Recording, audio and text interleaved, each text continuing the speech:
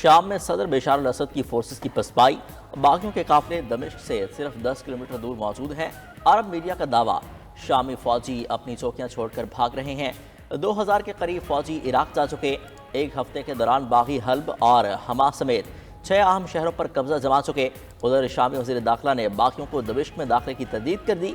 کہا دمشق کی سرحد پر مضبوط فوجی محاصرہ ہے، کوئی بھی اس دفاعی لائن میں داخل نہیں ہو سکتا۔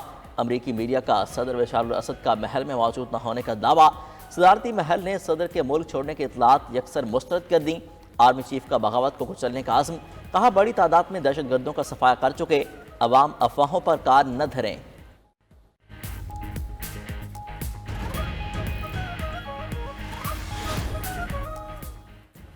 ایران، روس اور ترکیہ کے وزرائے خارجہ کی ملاقات، شام کی صورتحال پر غور۔ فریقین نے اتفاق کیا کہ شام کی سرزمین پر دہشت گردوں کا قبضہ کسی صورت جائز نہیں۔ شامی حکومت اور جائز اپوزیشن گروپس میں مذاکرات ہونے چاہیے۔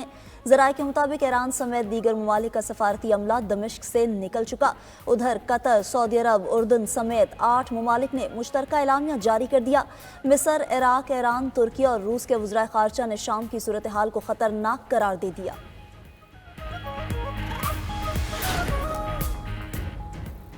امریکی انتظامیہ نے اگلے چند روز میں شامی حکومت گرنے کی امید ظاہر کر دی۔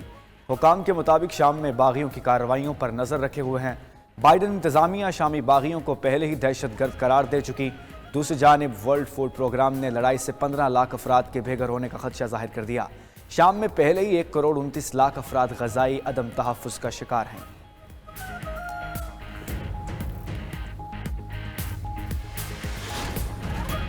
ٹرمپ نے کرد فورسز کی حمایت ختم کرنے کا اشارہ دے دیا۔ نو منتخب امریکی صدر ڈونلڈ ٹرمپ کہتے ہیں امریکہ کا شام جنگ سے کوئی لینا دینا نہیں، یہ ہماری لڑائی نہیں، اقتدار سنبھالنے کے بعد امریکہ کی شام جنگ میں شمولیت ختم کر دیں گے۔ شام ہمارا دوست نہیں، انہیں لڑنے دو۔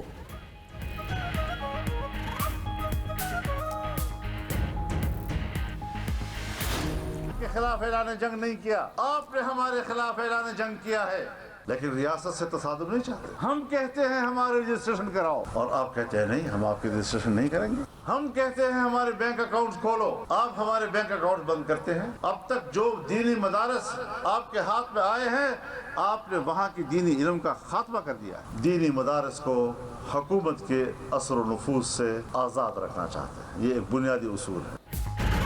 حکومت سیدھی نہ ہوئی تو آج اسرائیل مرد آباد ریلی میں حکومت مرد آباد کا نعرہ لگا دیں گے۔ سربراہ JUI مولانا فضل الرحمان کا آج عقل لاہے عمل دینے کا اعلان۔ بولے ہم ریاست سے تصادم نہیں چاہتے، ہم نے نہیں، آپ نے ہمارے خلاف اعلان جنگ کیا، ہمارے مدرسوں کو انتہا پسندی کی طرف دھکیلا جا رہا ہے۔ ہم کہتے ہیں مدارس کے بینک اکاؤنٹ کھولو، یہ بند کر دیتے ہیں۔ ہمارا اور آپ کا سامنا اب ہو چکا، اس جنگ میں ہم ڈٹے ہوئے ہیں۔ دینی مدارس کو حکومت کے قبضے سے آزاد کرائیں گے۔ مولانا نے قرار دیا کہ مدارس رجسٹریشن بل پر آصف علی زرداری سے اتفاق ہوا تھا، اب ایوان صدر سے اعتراض آ رہا ہے۔ کیا یہ بدنیتی نہیں؟ ہم ان کے اعتراضات کو قابل غور نہیں سمجھتے۔ ڈائریکٹوریٹ جنرل برائے مذہبی تعلیم میں مدارس کی رجسٹریشن کا انتہائی آسان ون ونڈو آپشن موجود ہے۔ مدارس تعلیمی ادارے ہیں، نہ کہ صنعتی ادارے۔ مطالبہ ماننے کا مطلب ہوگا کہ آئندہ کوئی بھی کسی پیشے کو دوسری وزارت کے تحت کرنے کا مطالبہ کر دے۔ وفاقی وزیر مذہبی امور چودھری صالح حسین کا رد عمل، بولے ملک کا نظام مروجہ اصولوں کے ماتحت ہوتا ہے، ذاتی خواہشات کے تحت نہیں۔ حکومت نے مولانا فضل الرحمان کے مطالبات مان کر پارلیمان سے بل منظور کروایا۔ چند قانونی پیچیدگیوں کی وجہ سے بل کو قانونی شکل دینے میں کچھ وقت درکار ہے۔ اس کا ہرگز مقصد نہیں کہ رجسٹریشن کا پورا عمل ہی رول بیک کر دیا جائے۔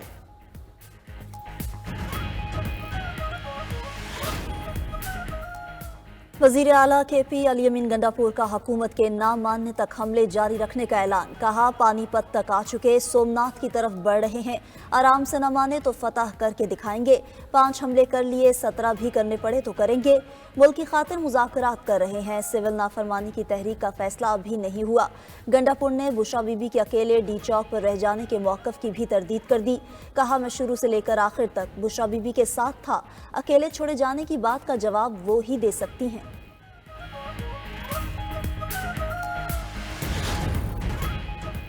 इस्लामाबाद एहतजाज से हुकूमत डर गई थी। बैरिस्टर गौहर को बुलाकर कहा कि खुदा के लिए संगजानी में बैठ जाएं।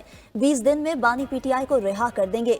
बानी पीटीआई की बहन अलीमा खान का दावा, कहा इंसाफ के निज़ाम का तमाशा सब देख रहे हैं। सेक्रेटरी जनरल पीटीआई सलमान अकरम राजा ने कहा कि मुल्क की फलाह के लिए जो बेहतर हुआ वो करेंगे, अपना हक लेकर रहेंगे। साहिबजादा हामिद रजा भी बोले, मुज़ाकरात चल रहे हैं, अगले चंद दिनों में हालात बदल सकते हैं।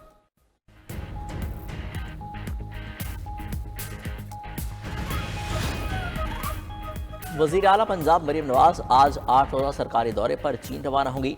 मरीम नवाज चीनी हुक्मरान जमात की दावत पर दौरा करने वाली पहली खातून वज़ीर आला होंगी। मुलाकातों में पंजाब और चीन में सरकारी और निजी सतह पर तिजारती रवाबित बढ़ाने पर बात होगी।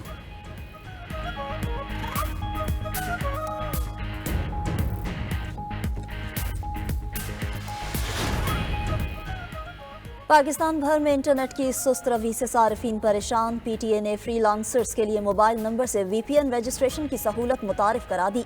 पाकिस्तान टेली कम्युनिकेशन अथॉरिटी का कहना है कि फ्रीलांसर्स अपने मोबाइल डेटा कनेक्शन पर VPN इस्तेमाल के लिए अपना मोबाइल नंबर रजिस्टर करवा सकते हैं।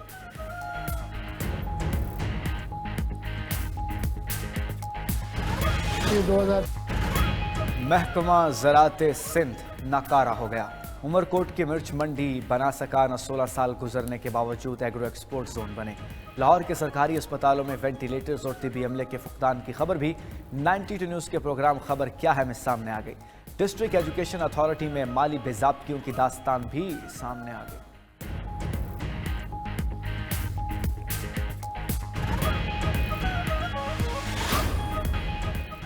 यूक्रेन को डेनमार्क से F-16 लड़ाका तैयारों की दूसरी खेप मौसूल। सदर व्लादिमीर ज़ेलेंस्की ने F-16 तैयारे मिलने की तस्दीक कर दी। तादाद 19 हो गई। खबर एजेंसी के मुताबिक यूक्रेन को 2025 के अख्ताम तक मजीद 65 F-16 तैयारे मिलेंगे।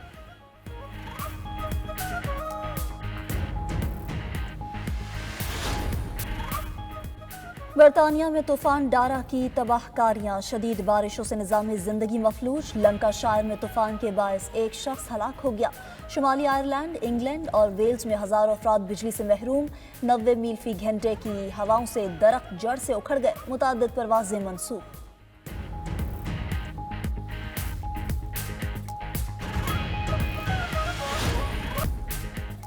सत्रहवीं आलमी उर्दू कॉन्फ्रेंस का मेला पूरी आबोताब से जारी। तीसरे रोज मुख्तलिफ मौज़ूआत पर 23 सेशंस, 12 किताबों की रूनुमाई हुई। आलमी मुशायरे में नामवर शौरा ने अपने अशार से लोगों के दिल मोह लिए।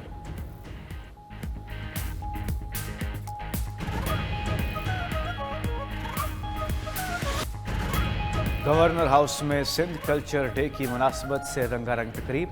रवायती मौसीकी पर फनकारों की परफॉर्मेंस। बच्चों ने टैबलोज पेश करके हाज़रीन से खूब दाद समेटी।